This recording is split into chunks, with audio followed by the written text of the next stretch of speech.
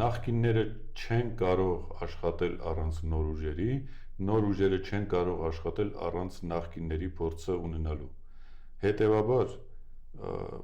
պետք է այդ ամեն ինչը միտեղ լինի եւ ծառայի ազգին։ Բոլորը պիտի ծառայեն ազգին։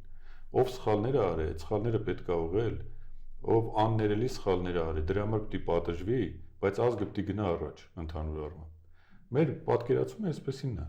որովհետեւ պատկերացրեք, ասենք մի բժիշկ նոր ավարտած գալիս է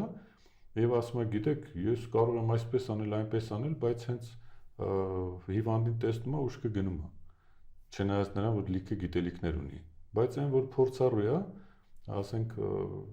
հազարավոր այդպիսի օպերացիաներ է տեսել, գիտելիքներ ունի կամ փորձ ունի մեծ, ինքը հանգիստ այդ գործողությունը անում է եւ դրանից չի վախենում, բայց որքան լավ կլինի, որ այդ երկուսը միասին լինեն։ Համ փորձը կա, համ գիտելիքը կա, համ երկուսը միասին մենք կստանանք լավ իրավիճակ, որտեղ կարողանանք հարցերը ճիշտ լուծել եւ գնալ առաջ։ Այսինքն բոլոր խնդիրները հնարավոր է լուծել համերաշխության մթնոլորտում։